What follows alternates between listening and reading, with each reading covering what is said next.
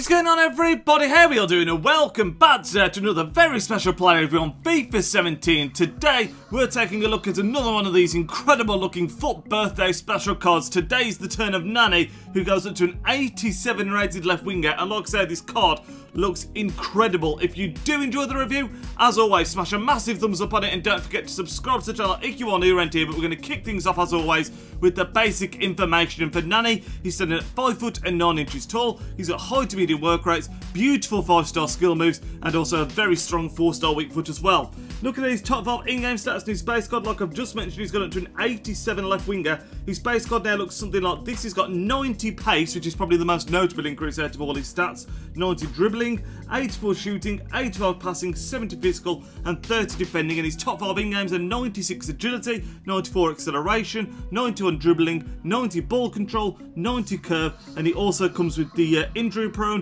flair, selfish, and technical dribbler traits and specialities. You can see the team that we used to be on screen now. It's a 4-3-2-1, and also in there is the FUT birthday Adrian Ramos. We'll be doing a player review on him later on today, so keep an eye out for that.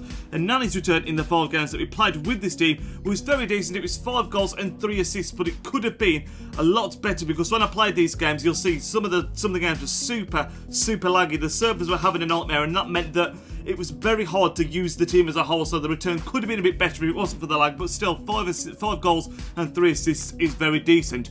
As we start to get into the clips of Nani in action now, he's a very strong card. I'm going to say that straight off the bat. You're going to see a couple of clips of him just doing fantastic runs that don't necessarily lead to anything, because he's got to be, as far as I'm concerned, the quickest player acceleration-wise that I have used this year. He absolutely burns off the mark, and when you do the right trigger, left trigger dribbling, and he goes from slowing down to speeding up, it is absolutely incredible. The two negatives to the card, really, there's only a couple in my opinion. Firstly, the strength of the guy. He feels very weak when you get into a shoulder-to-shoulder with a defender, but I think you do kind of expect that with the Nani card. He's not known for his strength by any stretch of the imagination. And the other thing that's a bit of a negative is his finishing, which is sometimes is absolutely exceptional, then other times is very poor. It was very inconsistent, and that to me is very frustrating, because it's difficult to find a sweet spot with a player when they're so up and down in regards to the finishing. So that was a big negative for me. But aside from that, he is a fantastic card. I've already spoken about the acceleration, which is fantastic. Of course, he comes with a 5-star skill moves, which is also absolutely brilliant.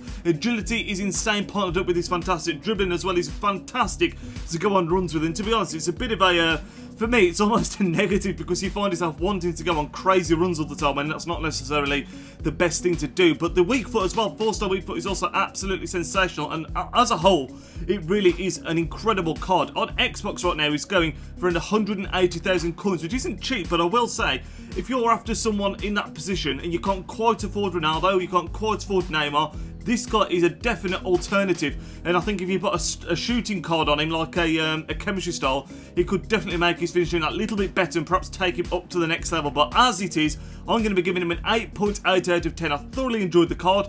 Very fun to use. Great dribbling, fantastic 5-star skill moves, agility is insane, good weak foot, and his acceleration, I'm saying again, is probably the best I've seen out of any card this year when it comes to slowing the game down than speeding up. He is absolutely fantastic. Long shots as well are very decent. You've seen him putting a nice one there. Very decent long shots. But 8.8 out of 10. If his finishing was a bit better, he would definitely be getting a 9. But still, regardless, a very fun card to use. And that is going to wrap up the review. So if you did enjoy it, like I said at the start, lads, leave a massive thumbs up on it. Sorry that some of the clips are a bit laggy. Like I said, the servers were very poor when I was playing earlier, late on last night, sorry. But yeah, that's going to end it up. So I hope you enjoyed it. Big thumbs up if you did. Catch you all in the Ramos review later on today. Nidge out.